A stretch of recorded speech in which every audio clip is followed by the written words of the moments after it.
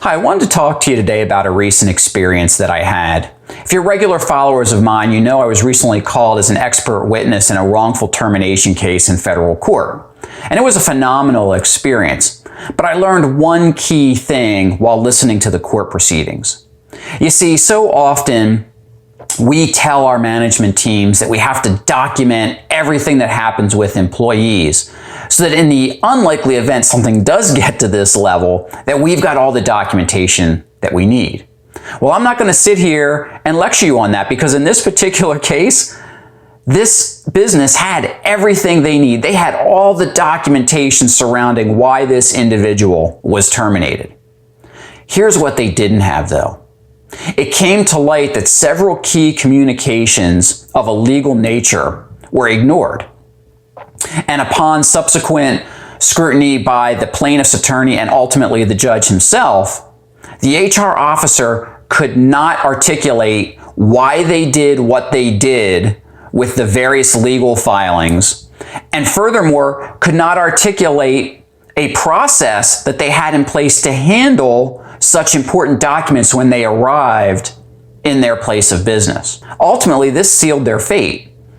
You see, the judge was not very lenient with her on the stand, as she was saying they really didn't have a process for how to handle legal communications of a compliance nature that were entering into their workforce. She couldn't explain why those documents didn't get into her hands or into the company owner's hands. This is a huge pitfall for us. Here's a situation where the company did everything right up to and through the termination, but didn't handle the legal side of things well. This situation could end up costing them well into the hundreds of thousands of dollars, despite the fact that they had done everything right on the documentation side.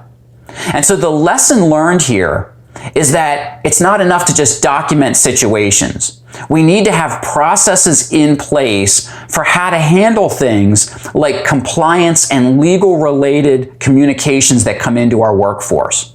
What does that receptionist or mail person who's processing and opening your mail do with these types of serious legal communications? To whom does it get delivered? What is the process for handling those sorts of things? And that certainly bleeds into every other piece of our business.